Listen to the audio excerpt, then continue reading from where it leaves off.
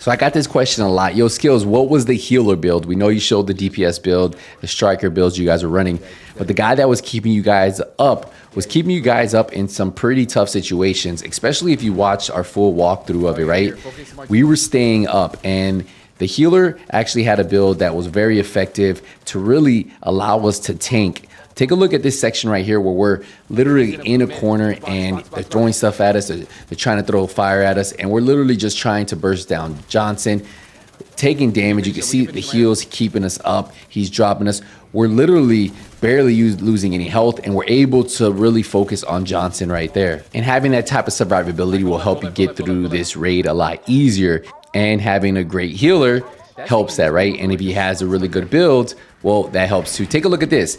I get hit, instantly healed back up, get hit again, instantly healed back up. And that's what a great healer with a great build can do. So let's get into the build, and hopefully this can help out your healer too. So for the build, we are running a 4-piece future initiative because the 4-piece is probably one of the best healing sets in the game.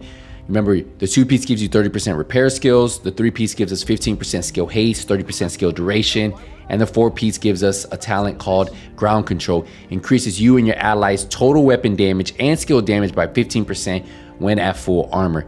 When you repair an ally, you and all allies within 5 meters of you are also repaired for 60% of that amount. So that's actually key for what we're going to be having on the backpack, and I'll explain that in a second.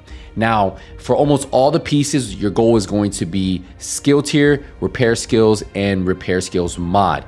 Now, for the healer on our team, instead of having all repair skills mods, he did have 2 mods for protection from elites. And he said it felt like it gave him a little bit of survivability, but ideally, you probably just want to run all repair skills and play with that yourself. For the chest piece, we have the Alp Summit chest piece. This gives us 20% repair skills. We have skill tier on here. We have repair skills. The hazard protection, you're going to want skill haste, and then obviously you want repair skills there. Or like I said, you could put protection from elites if you have a mod and you want to try that. But ideally, you want to have repair skills, attribute, mod repair skills, and then skill haste right there for the hazard protection. For the talent, we have empathic resolve. Now what this does, it gives your teammates more damage, right? Repairing an ally increases their total weapon damage by 3 to 15% for 20 seconds. The effectiveness of this is increased by your skill tier. So if you're a max skill tier, you'll be getting the max effectiveness of this. So that's something for you guys to keep in mind here. You can see it gives 1 to 7% itself, but ideally you're not putting out any damage, right? Your job is to heal the team and keep them up. For our second piece of feature initiative, we have skill tier repair skills.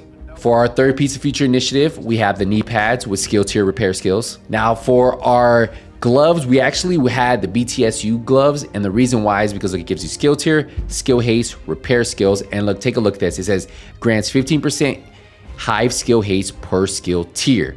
Now detonating the hive refreshes your skill cooldowns and grants overcharge for 15 seconds. Now if you're at skill tier 6, which we will be, this effect also applies to all allies. So when we are low on our reviver hives and we really need them back, what our healer would do is he would explode his, and what it would do is get everybody's charges back, and then we could get, if somebody was down and we need to get them back instantly, this would help out. So that's why he went with the BTSU gloves. Now allies receive this effect are unable to benefit from it again for 120 seconds. So something for you guys to keep in mind.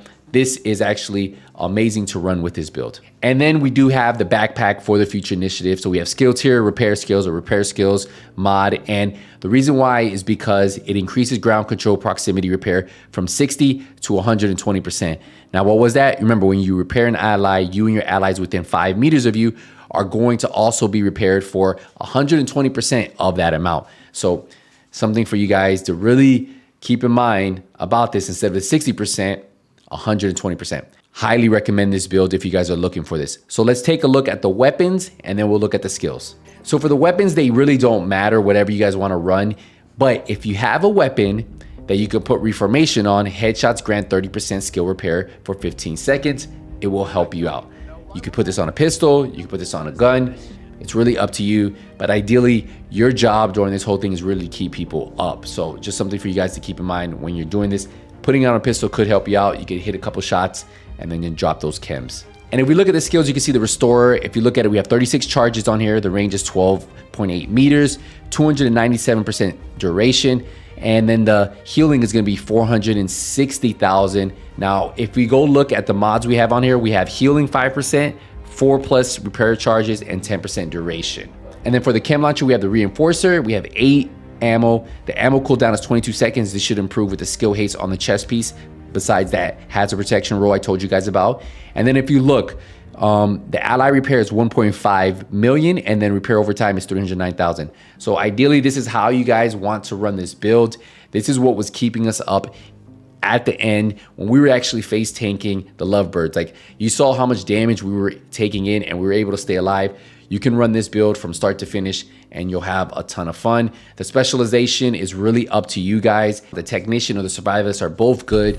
Remember, the survivalist gives you 15% increased outgoing healing, so a lot of people really like running that. But the technician allows you to run 1 blue on yours and still achieve 1 skill tier, and then also it has 10% skill healing. So both of them, either way you want to run it, survivalist, technician, you guys can decide. Both of these are a good way for you to run. And well, you can see it right here, right? This was our healer Wyvern.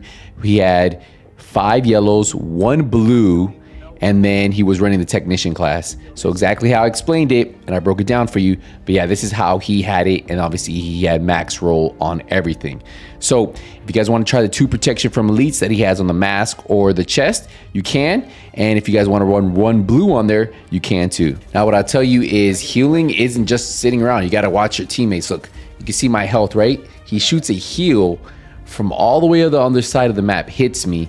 So healing takes talent, healing takes practice. So putting on this build is not going to make you the best healer, but if you practice with it, you practice with the skills, you'll definitely be a lot better with this build than you would without it. I'm telling you, if you're trying to do the Incursion, you guys are going to want to have at least 1 healer. Whatever other builds you want to run, I'll let you decide that, but in this Incursion, 100%, you're going to need that guy who's going to keep the team up. So hopefully this build helps you guys out. I showed you guys the DPS build we were running. You can run it 2 different ways. You can run it with the Obliterate chest. You can run it with the Striker chest. But I showed you guys that build, and then this is the healer build. Typically, if you have 3 guys run the Striker DPS build and you have 1 guy run this healer, you should be able to complete this. Will you have the fastest time in the world? No. Will you be able to get through this Incursion? 100%. So hopefully all of you guys that are still struggling and you guys were looking for some type of healer build and didn't know where to look, you guys can show that healer, or you guys can put this together, and hopefully you guys have fun with it. I'll see you guys in the next one. Hey, Nothing But Skillz out.